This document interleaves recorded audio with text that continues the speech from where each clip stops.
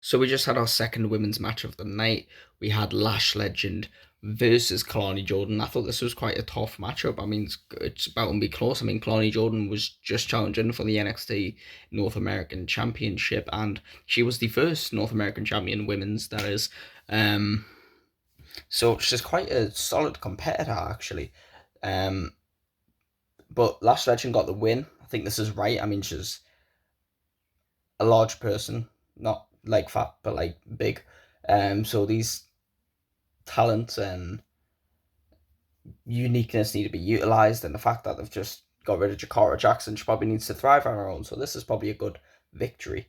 I don't know if the second round's or just straight through to Evolution, but I'm already liking the combination of Jakara Jackson and Lash Legend. Not Jakara Jackson, Jada Parker and Lash Legend. I'm already liking the combination of that. So tensions are still high between Tony D'Angelo and Luca Crucifino. It gives us a bit of a video package of all the stuff that happened over the last few months with the D'Angelo family. And let's just say Luca walked up to Tony D'Angelo and he was not happy. He was like, "Where the hell have you been?" And before Luca could even get his words out, Tony said, "No, I'm sick of you. I'll see you in the ring." Obviously, we know tensions are building because Luca's still trying to prove himself to Tony. Tony still doesn't trust Luca, and we don't truly know whose side Luca's on. He claims to be on Tony's, but we haven't heard him say anything really about Stacks. So we are all curious. I am very curious, and I wonder what they're doing out in the ring. Okay, so Tony D'Angelo went out into the ring, and he called Luca out to the ring to not lie to his face, to tell him the truth about whether he's with Stacks or not, because he claims he can't trust him. And that's when Lucas said he is with Tony, and he had to give the full story of what happened when he met Stacks out in the desert, and he said he was tied up, he was put in the back of a trunk, and then they let him go because Stacks told him it was his lucky day, but they took his phone and let him go. That's when Tony questioned, well, why didn't you hit Stacks or defend me and hit Stacks? And he said, well, he didn't know what to do because it was a tough decision to make. He'd been lost in the desert, and Rizzo's normally a good person in his ear, and Rizzo's not there. So that's when Tony made him say, he said, look me in my eyes and tell me you're loyal to me and tell me you're not with Stacks. And as he was about to say that, that's when Stacks came out. And Stacks kind of played devil's advocate, and he said, Tony, you shouldn't have to ask Luca to trust you or for his trust. And he said, Luca, you know what to do, as he sent his security guards in there. And that's when Tony and Luca both started attacking Stacks' security guard, and Stacks got involved. Luca was siding with Tony and he went to hit Stacks. Stacks ducked it and Luca caught Tony instead. So again, for another week after last week with the crowbar and this week with hitting Tony, Tony's going to think Luca's done the wrong thing and it was on purpose, but really Luca's trying to help and it's not working, and it's put him in a worse position, which is not great. Okay, now I'm pissed because, as I said moments ago, I was excited to see Casey Navarro in a match, and then AJ Francis and Casey Navarro come up to Trick Williams backstage and say Casey's injured and can't take part in the match. Trick's like, what the hell, why didn't you let me know? And then I said, it's fine, we've found a reasonable replacement, that replacement being Wesley. So it's now going to be Trick Williams, AJ Francis and Wesley against Briggs, Inamura and Elijah. Casey Navarro was the one I was excited to see in this match, so this ruins the main event for me. Completely, 100% ruins it. I know Wesley isn't an incredible athlete, but completely ruins it for me. We've now just had a quick cinematic video of Chase U beginning, and he kept trying to interrupt Andre Chase, and Andre Chase just kept shutting him up. That's when they both got up and left. I'm saying they because I can't remember their names. They both got up and left, which is weird because they've been begging for Chase University to come back, and then the second it's got to a learning point, they've got up and left. So I don't really know. Doesn't make sense. No clue. So I'm a bit confused as to what happened. I mean, they reflected on Ethan Page doing what he did to Ricky Sainz with that chair in the throat. And that's when I cut to Ethan Page backstage with Swipe Right and and a member of Swipe Right, someone Drake, is the Evolve champion. And Ricky Sainz came in to argue with him. and they laughed at him, and then Ashanti the Adonis got up, and it would look like Ashanti was about to back Ricky, and instead he didn't. And he said, Ricky can't talk the talk no more. So I don't know if that means we're getting a match next week, probably because he's injured. We had segment, I guess there's about 5 people just gunning for Ricky Saints, and he's just standing on his ones like, and what, Again, weird. So after Miles departed from NQCC last week, Tavion also wanted to part. Only Charlie wouldn't allow it, and they wanted them to speak to Gwen. I think that's what she's called. Because she's the one in Charlie's ear. So Tavion wanted, and Javon's back in Tavion for some reason. They wanted Gwen to speak to him, and when she came back, she said she didn't. So Javon got distracted by Jasper Troy and wanted to congratulate him with how he did against Obafemi until he said, "You took the L, but your time will come." Obviously not before the young OG. That's when Jasper obviously completely forgot about everything Javon said and just took the disrespect, told him to get out of his face. And Javon walked back over to Tavion, where Charlie was now there. Javon confronted Charlie and said, Tavion wants out of the group, why don't you just let him free? That's when Charlie said, since you want to get involved so much, you need to take on Tavion. And if Tavion wins, then he can be out of the group. Here's my thought process. Javon also wants Tavion out of the group. So why wouldn't Javon just lay down for Tavion? I know that's WWE and it's not how it's going to work, but at the same time, if you're thinking logically, wouldn't it make more sense if Javon fought Charlie, and if Javon won, Tavion could leave. If Charlie won, Tavion had to stay. Fighting over Tavion. But the fact that Tavion, who wants to be out, fights Javon, who also wants Tavion out, surely Javon will give Tavion the win. But no, that's when Javon said, that's a shame because you're going to be stuck with bro for ages, because obviously Javon is saying you're not going to beat me.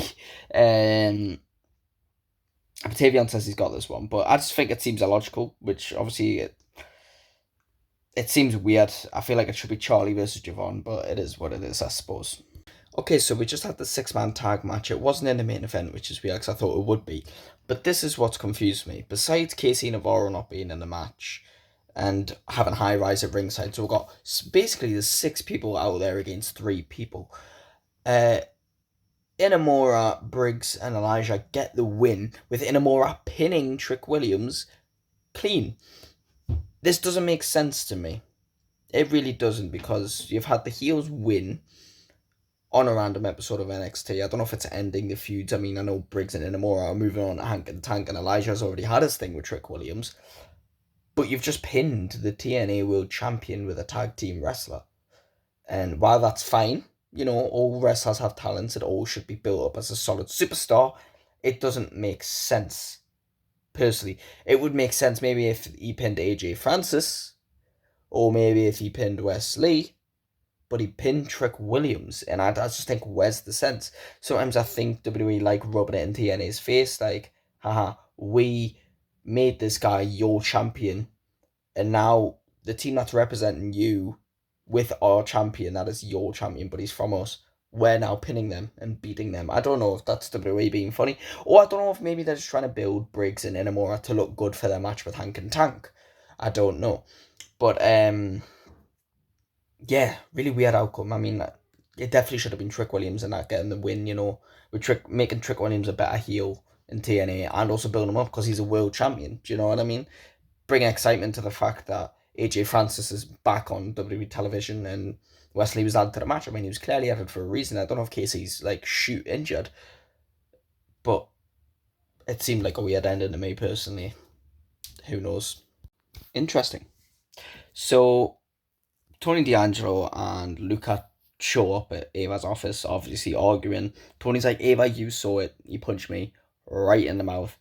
And Luca claims he didn't. And that's when Tony said, that's why I'm going to get Ava to book a match against Stacks for Luca. And Luca said, I can't fight Stacks. And Tony said, why? Because you're working with him. He goes, hell no. And then Ava said, he's right, I can't get him a match against Stacks. And then Tony also goes, why? Because you're working with him? So he thinks everyone's working for Stacks. He's kind of paranoid. But then Ava said, no, it's because he has a match against Heritage Cup champion, which to that Tony's like, well, why is he earn that for? And it's because Stacks thinks he's already beat a former Heritage Cup champion in Tony D'Angelo. So next week it's going to be Stacks versus Noam Dar for the Heritage Cup Championship. About time. They've not put Noam Dar or the Heritage Cup Championship on NXT since Noam Dar won the championship. So, well, cup, should I say. So yeah. But then she also ended it with saying his consigliere signed off on it, which is Luca's position. Either Luca's Tony D'Angelo's consigliere or he's Stacks' consigliere. But here's where my brain goes. Now, I don't want to ruin it for myself or ruin it for anyone watching this, so if you don't want spoilers, skip ahead. I don't have the inside scoop, but I just feel like this is where they're going with this. I have a shout that Rizzo is going to be Stacks' consigliere. Luca is actually going to be loyal to Tony D'Angelo, and Rizzo's going to end up being Stacks' consigliere. And her being in hiding is another way for them to write off Rizzo off the screen, so people aren't thinking about it. I think Rizzo's actually working with Stacks, and maybe by that point Luca will turn on Tony and start working with Stacks and Rizzo. But I think for right now Luca's not lying to Tony, but I think Rizzo is working with Stacks. I might be a genius. I might set my expectations too high. I might ruin everything for myself, but my brain wanders. I'm in the best part for me that sets WWE apart from everything else is the storytelling. So my apologies if I ruined it. Okay, so now after Sol Ruka and Zarya were talking backstage, Tatum Paxley weirdly emerged from a box behind them being weird with her dolls. So when Zarya was in her match with Izzy Dame, Tatum Paxley came up behind Sol Ruka and tried to hug her. I guess obviously she's thinking Sol Ruka and Zarya are now her friends. We've had this dynamic where Sol Ruka and Zarya are trying to help Tatum Paxley, sort of same as Thea Hale and Carmen Petrovich, where she's a bit lonely and she's going wacko, and some people are trying to give her advice, whereas people like Jada Parker keep pushing her down. So there's a bit of a dynamic building now between Tatum Paxley and Zaruka. But off the cusp of hugging Soruka, she screams because she didn't know what the fuck just happened, like who just touched her, which distracts Zarya, and Izzy Dame ends up getting the win over Zarya and advances in the Evolution Eliminators. I don't mind Izzy Dame advancing, good competitor. I wish Zarya would have won, but it is what it is. Maybe Zarya's going to be mad that she lost that match because the Soul got distracting her, but obviously the blame's going to go off on Tatum Paxley first. But eventually, that's another brick in the story of Zarya versus Sol Ruka.